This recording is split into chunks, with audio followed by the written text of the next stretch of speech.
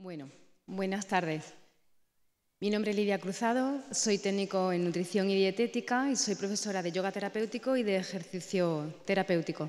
Soy fisioterapeuta en formación, dentro de muy poquito, ya podré decir directamente que soy fisioterapeuta, queda nada. Y soy paciente inmunológico con una afectación reumática bastante potente, por lo que a lo largo del tiempo he ido diseñando y creando mi propio método de yoga terapéutico y de ejercicio terapéutico para la sintomatología reumática y general que tenemos todos los pacientes autoinmunes. Hoy voy a hablar un poco con genérico, no solamente de lupus, porque las enfermedades inmunológicas son diferentes, pero conllevan un patrón reumático y articular bastante común, así que voy a generalizar un poquito. Pero de todas formas, lleváis toda la mañana sentados. Estaba ahí atrás y estaba viendo ya esas posiciones resbalando en el asiento. Así que nos vamos a poner todo de pie un segundito.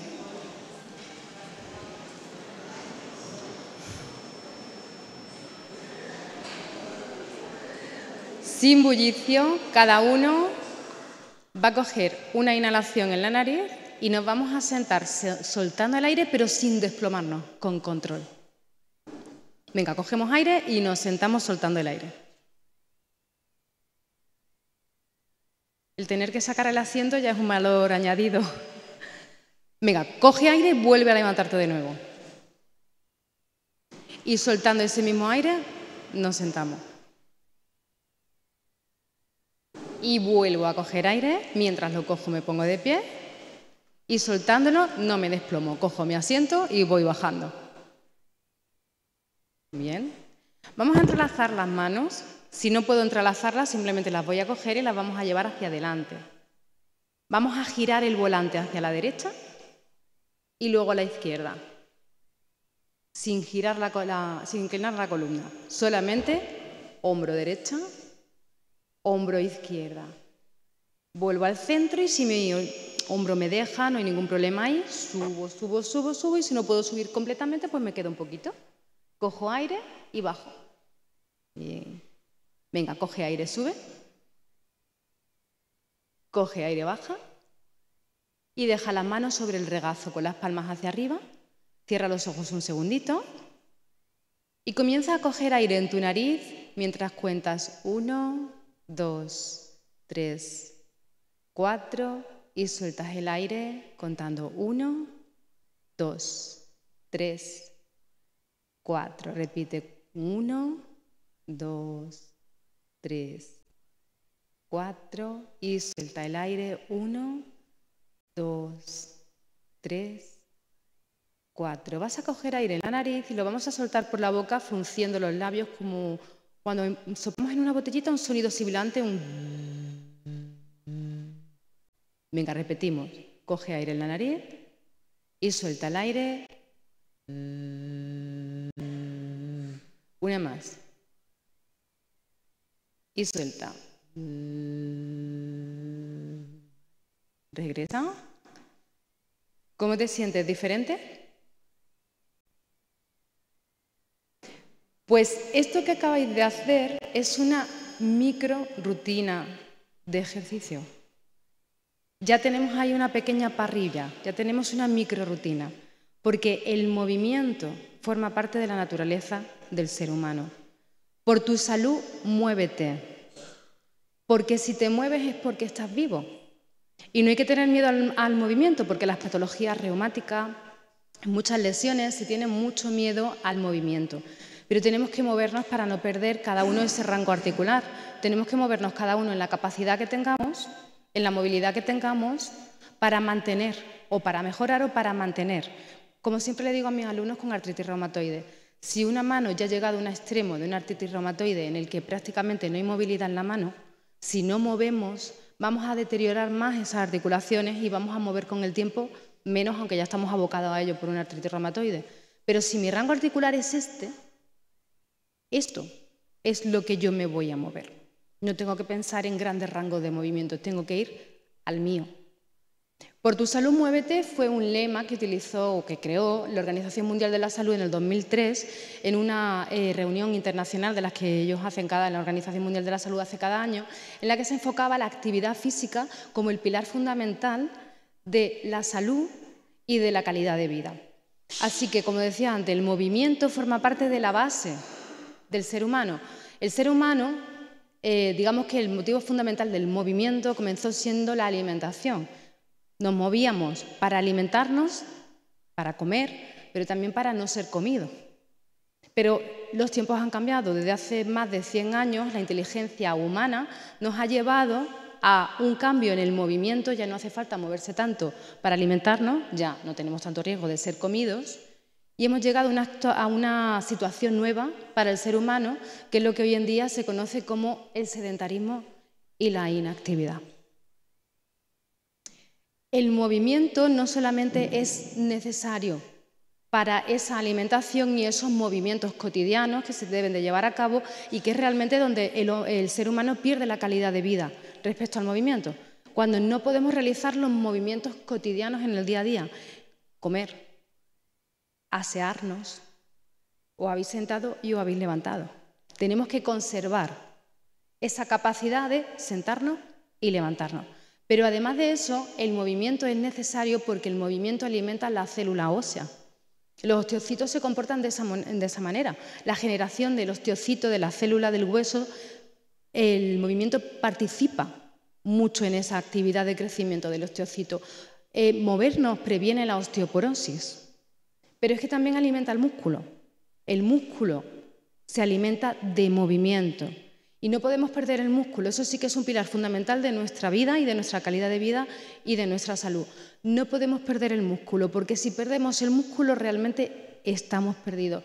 Y la teatogenia forma parte, la teatogenia es el término que se utiliza para la parte patológica de una pérdida de músculo.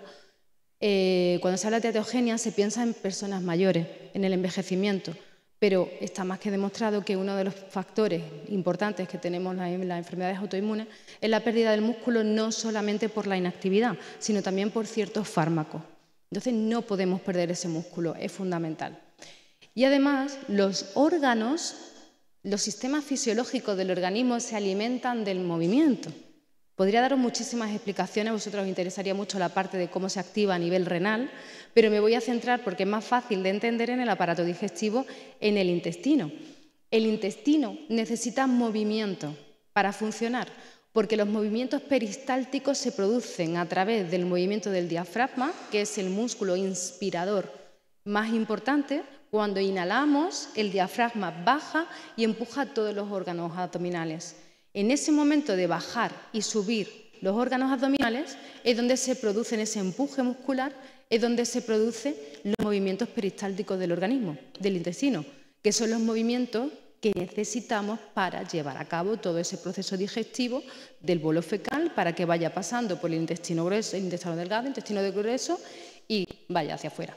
¿Vale? Muy importante que entendamos este punto, porque se tratan a muchas personas que no pueden ir al baño a través de ciertos fármacos y ciertas situaciones, cuando en realidad posiblemente sea un problema de motilidad intestinal y podríamos trabajar a través del movimiento, ¿vale? Y una parte fundamental para nosotros, para los pacientes autoinmunes, es que las articulaciones necesitan movimiento. Las articulaciones actúan como bisagras en nuestro organismo. Las bisagras necesitan hidratación y lubricación. La hidratación la proporcionamos a través del agua, pero es que la lubricación se produce en la articulación a través del movimiento. Si no hay movimiento, no se regenera el líquido interior de la articulación, el líquido sinovial, se queda estancado, la articulación comienza a degenerarse, se degrada y eso es el principio de lo que conocemos como artrosis. Entonces estamos hablando de enfermedades que tienen un componente artrítico muy importante y además, por la inmovilidad, le estamos sumando una artrosis que posiblemente, o quién sabe, no debería haber llegado, pero nunca sabremos qué empezó antes, el huevo o la gallina, ¿vale? Así que hay que mover las articulaciones. Y el movimiento genera la producción de endorfinas, que es la hormona de la felicidad. Son esas sustancias que el cuerpo produce de una forma endógena, de una forma propia, que nos produce esa sensación de bienestar cuando salimos a la calle a pasear, cuando salimos a bailar. Cuando hacemos ejercicio físico sentimos como esa sensación de euforia, de encontrarnos bien, y eso es por esa liberación de endorfina. Y otra parte que se ha visto bastante en las ponencias anteriores es la parte del peso. Si no nos movemos, no quemamos calorías. El metabolismo del ser humano se lleva a través de la musculatura. Cuanto más músculo tengo, más difícil es engordar y más fácil es perder peso. De la manera contraria, cuanto más tiempo pasamos sentados en el sofá, más fácil es engordar y más difícil es esa intención de bajar de peso. Porque cuando ingerimos una serie de calorías y no las gastamos, si no gastamos esas calorías, vamos a engordar sí o sí. Y esa parte no os gusta, porque una parte que preguntáis mucho en consulta de nutrición suele ser: tomo corticoides, estoy engordando o estoy reteniendo líquido. Suele ser una frase bastante común en el paciente con corticoides que engorda. ¿Qué hago? Pues prevención. Tenemos que empezar previniendo antes o cuando sabemos que a lo mejor vamos a tener ciclos de corticoides. Pero todo esto que os cuento no lo digo yo, lo dice la ciencia. El movimiento nos ayuda a controlar la enfermedad y eso es una realidad cada vez más presente. El movimiento, la actividad física se ha observado que produce una prevención en la aparición o de las enfermedades inmunológicas o del brote dentro de la enfermedad inmunológica, produce una mejoría dentro de la enfermedad y produce también una, minimización de los efectos secundarios producidos por los fármacos, o también hemos hablado hoy de esas enfermedades secundarias. Se pueden frenar un poquito la sintomatología o quizá la aparición a través de la actividad física y del movimiento. Porque el efecto antiinflamatorio e inmunomodulador que lleva el ejercicio sobre las enfermedades autoinmunes está demostrado que en el movimiento, durante las terapias del movimiento o en el ejercicio físico, hay una respuesta a través de la movilización del linfocito. Hay una mayor movilización en sangre, mayor creación de linfocitos y mayor activación de los linfocitos y macrófagos. Por lo tanto, eso produce un efecto inmunomodulador. Cuando os movéis, estáis haciendo que se mueva y se genere la acción del sistema inmunológico. Ya he dicho antes que minimiza los efectos de ciertos fármacos. Y el ejercicio modulado, también moderado, puede actuar como un modulador ante algunas infecciones por ese efecto también inmunomodulador. Además, el deterioro de la respuesta inmunitaria, la inmunosenescencia, siempre se había también estudiado o propuesto como, igual que hablaba antes de la teratogenia, como algo solamente de la tercera edad o del envejecimiento. Está cada vez más demostrado que el ejercicio físico puede prevenir esa situación en el paciente autoinmune. ¿Y por qué ocurre todo esto? Realmente, ¿por qué si me muevo estoy ayudando a mi sistema inmunológico, estoy haciendo que mi enfermedad sea más leve, sea más moderada o directamente es que no vuelva a aparecer durante un tiempecito? Porque cuando nosotros nos movemos, cuando hacemos algún tipo de deporte, actividad física o simplemente cuando estiramos la musculatura o cuando contraemos el músculo y algunas partes del organismo, y no me meto en esos berenjenales, va generando una serie de sustancias químicas que se llaman citoquinas. Y entre ellas la interleuquina L6, la interleuquina 6, está demostrado el efecto antiinflamatorio, controla ese efecto inflamatorio sistémico de las enfermedades inmunológicas y lo minimiza. Así que cuando nos movemos liberamos citoquinas y esas citoquinas están llevando a cabo un efecto antiinflamatorio en mi organismo. También el ejercicio físico reduce la producción de radicales libres. Por lo tanto, envejecemos menos nuestras células. Estamos más prevenidos, ¿vale? Y el sedentarismo, por otro lado, antes no recuerdo en qué ponencia fue, se estuvo hablando de las citoquinas. El sedentarismo produce citoquinas y las citoquinas son proinflamatorias. Por lo tanto, si me muevo, estoy llevando a cabo un efecto antiinflamatorio sobre mi organismo, lo estoy provocando yo mismo, lo estoy generando yo, y si no me muevo, estoy generando un efecto proinflamatorio. Yo mismo estoy provocando que haya más inflamación independientemente de la que yo no puedo controlar en mi organismo. Pero separemos, una cosa es el descanso, que el descanso es proinflamatorio y proinflamatorio. Y otra cosa es la inactividad, que es proinflamatoria. Así que antes hemos estado hablando de alimentación antiinflamatoria y todos queremos una alimentación antiinflamatoria que nos ayude. Pero ¿en algún momento os habíais planteado una batería de ejercicio, una microrutina de ejercicio que sea antiinflamatoria y que ayude a mi organismo en mi día a día? Yo creo que posiblemente, no sé si lo habíais planteado. ¿Vale? Directamente, y esto es lo que más os interesa a vosotros, si me muevo, si hago algún tipo de ejercicio físico, protejo y fortalezco mi musculatura, la armadura de mi cuerpo, protege mis huesos, protege mis órganos, mantiene la movilidad y la salud articular, ese pilar tan fundamental para nosotros porque nos vemos muy limitados muchas veces a nivel articular, pero es que puedo prevenir o puedo ir trabajando poquito a poco esa rigidez y hacer que se reduzca. Aumento la fuerza y facilita el movimiento. Yo creo que más o menos casa con todo lo que estamos diciendo, pero también hay otras partes diferentes, mejora la calidad del sueño. Y el sistema inmunológico se regenera durante la fase REM del sueño.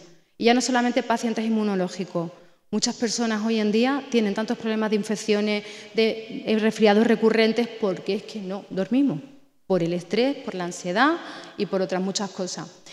Reduce el dolor y para mí lo más importante, reduce la fatiga. Porque no tenemos pintas de estar fatigados, pero vamos muchas veces que no podemos con nosotros mismos, pero gracias a ciertas fortalezas, maquillajes y ropas, parece que podemos tirar para adelante del carro, pero no podemos, y el ejercicio físico me ayuda a llevar adelante esa situación. Previenen los retrasos, retrasan los brotes de mi enfermedad, otro punto que está totalmente visto, pero esto está visto en clínica, esto no está demostrado, pero en clínica funciona. Los brotes se retrasan. Y otra parte que os va a gustar mucho a vosotros. ¿Sabíais que el ejercicio físico puede mejorar la calidad y la funcionalidad de vuestro microbiota intestinal? ¿Lo habéis planteado en algún momento? Los movimientos abdominales, las presiones abdominales, respiraciones diafragmáticas, torsiones de la columna lumbar, flexiones en la columna lumbar, todo aquello que presione el intestino, que haga presión y descompresión, ayuda a la microbiota, ayuda a que no haya un estancamiento, a que haya una liberación de la luz intestinal para los pacientes de inflamatorio intestinal. Este tipo de movimientos más muy bien porque ayudan a degenerar la microbiota intestinal. Y esto creo que puede haber sido una sorpresa. Así que no tengas miedo al movimiento, porque el movimiento adaptado a cada persona y a cada situación por un profesional de la salud que esté cualificado es absolutamente seguro, totalmente seguro, y esto sí lo dice también la ciencia. Pero voy en un segundito a explicaros algo que me gustaría que quedara claro, no sé si voy a tener tiempo suficiente, pero si tenéis dudas, bueno, ya lo vemos en otro momento. Cuando nos hablan de hacer actividad física, todos los estudios científicos que he estado mirando, todos hablan de actividad moderada, cardiovascular y de fuerza para el paciente inmunológico de enfermedad leve moderada. El paciente inmunológico con una enfermedad leve moderada debe de tener, y según la Organización Mundial de la Salud, los mismos requerimientos a nivel de ejercicio físico que cualquier otra parte de la población. El movimiento tiene que ser tan importante como nuestra alimentación y nuestra higiene, tiene que estar dentro del día a día, formar parte de una rutina diaria para que sea preventivo. Pero lo que yo me encuentro a diario, ¿qué pasa con el paciente que no es leve moderado? ¿Qué pasa con el paciente agudo, que ve limitados sus movimientos, que tiene un dolor exacerbado, un dolor alto, un dolor limitante en el día a día y le prescriben hacer ejercicio físico, pero no quiere porque le duele, porque está mal, porque tiene miedo al movimiento? Este tipo de pacientes puede hacer perfectamente rutinas de ejercicio terapéutico. Puede trabajar con bandas elásticas, puedes trabajar con pequeñas mancuernitas chiquititas de medio kilito o 1 kilito según la persona y puede hacer una serie de ejercicios terapéuticos sentado en silla.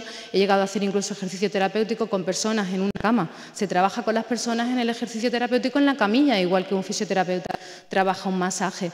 Se pueden hacer muchísimas cosas mientras que la enfermedad está frenando lo que es la vida diaria, o aunque en algunos casos vamos a la vida diaria pero con esa sensación. El ejercicio terapéutico puede hacer que esa situación se acabe antes o vuelva un poquito más tarde. Y también el paciente que realmente sí necesita un reposo absoluto porque tiene una enfermedad en un momento que está en una fase muy activa, o hay personas que tienen fases muy activas a lo largo de mucho tiempo. Esas personas pueden trabajar la respiración, pueden trabajar ejercicios diafragmáticos, movilizaciones de cuello, columna vertebral, articulaciones pequeñitas. Se puede mover el paciente aunque tenga esa sensación de limitación. Se puede hacer perfectamente, se hace y hay una mejora bastante potente, porque el ejercicio no solamente mejora nuestras funciones fisiológicas y físicas, también el ejercicio es un potente antiestrés. Cuando nos movemos, y lo que he comentado antes, cuando estiramos el músculo, cuando contraemos el músculo, se estimula la producción de endorfina, se estimula la producción de serotonina, de dopamina, de oxitocina. Todos ellos precursores hormonales de neurotransmisores que generan esa sensación de euforia, de bienestar, algunos de calma y de tranquilidad. Y además estos ejercicios se trabajan junto con la respiración. Entonces esa unión con el cuerpo, ese observar mi respiración mientras que me muevo, ese quedarme quieto observando mi respiración, también me lleva a ese eje cuerpo-mente que tanto se habla, que tanto se prescribe al paciente crónico, pero que tan lejano ve el paciente. Son ejercicios pequeñitos, respiraciones muy chiquititas como la que hemos hecho antes, que pueden hacer que el nivel de conciencia corporal se vaya añadiendo un poquito más, un poquito más, un poquito más, y que el paciente crónico no sienta siempre el cuerpo solo cuando las cosas van mal y cuando el dolor sea bastante agudo, sino que también aprendamos a sentir el cuerpo en otros momentos diferentes y aprendamos a observarnos. Es más, yo siempre le digo a mis alumnos que esa conciencia corporal la lleven a la consulta, porque así saben explicarle mejor al facultativo que lo está atendiendo, al sanitario que los atiende, qué es lo que realmente le está pasando, en vez de que se confundan síntomas, que es algo que también suele pasar. Así que quería proponeros una respiración. Si queréis hacerle una foto a la diapositiva, pero como me van diciendo que vamos bastante cortos de tiempo,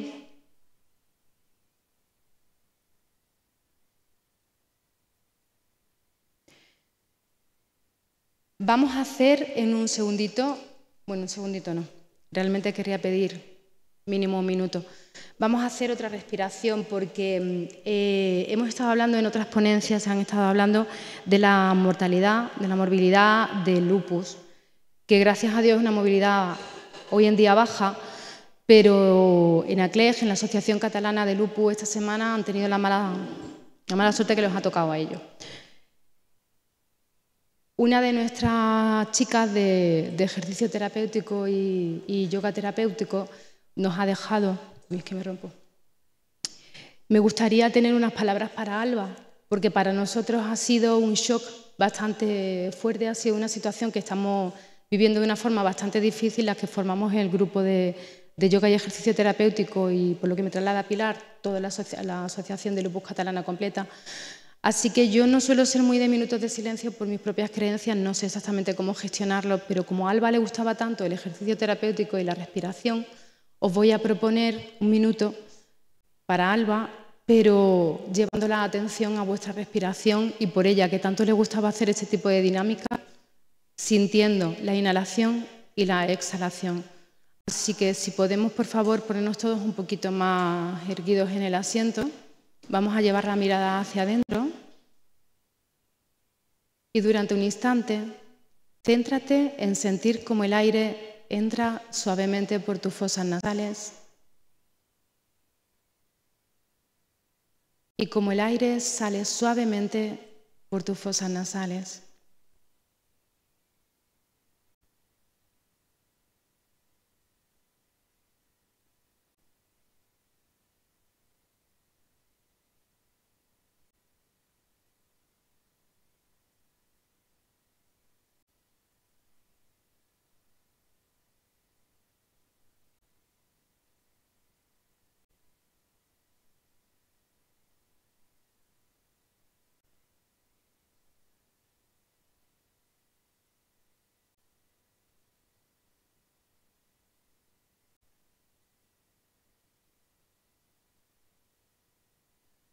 Cuando sueltes la próxima exhalación, abre poquito a poco tus ojos, despacito, con calma.